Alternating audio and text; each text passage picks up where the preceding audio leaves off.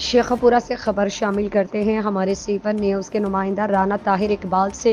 Additional deputy commissioner میاں محمد جمیل نے کہا کہ وزیر اعلیٰ پنجاب مریم نواز شریف کے ویژن کے مطابق ستھرا پنجاب پروگرام ضلع بھر میں کامیابی سے جاری ہے، جس کے تحت شہری اور دیہی علاقوں میں صفائی ستھرائی اور بارشی پانی کی نکاس کے بروقت یقینی بنایا جا رہا ہے۔ ایڈیشنل ڈپٹی کمشنر شیخوپورہ نے کہا کہ حالیہ بارشوں کے دوران تمام اسسٹنٹ کمشنرز اور میونسپل اداروں کے افسران صفائی ستھرائی اور بارشی پانی کی نکاسی کے لیے خود فیلڈ میں موجود ہیں اور بارشی پانی کی نکاسی کو اپنی نگرانی میں یقینی بنا رہے ہیں۔ انہوں نے کہا کہ عوام کو مزید بہترین میونسپل سروسز کی فراہمی اور شہریوں کی سڑکوں اور گلی محلوں، شہروں کی مزید سڑکوں اور دیگر عوامی مقامات کی صفائی یقینی بنانے کے لیے عملے کی مانیٹرنگ کی جا رہی ہے۔ تمام متعلقہ محکموں کے افسران کو اپنی نگرانی میں صفائی ستھرائی اور عوامی شکایات کے فوری ازالے کے لیے فیلڈ میں صاف ستھرا پنجاب پروگرام کے تحت صفائی کے کاموں میں مزید تیزی لانے کے لیے ہدایت کی گئی ہے۔ ضلع بھر میں واقع پارکس، گرین بیلٹس اور چوراہے سرسبز و شاداب دکھائی دے رہے ہیں۔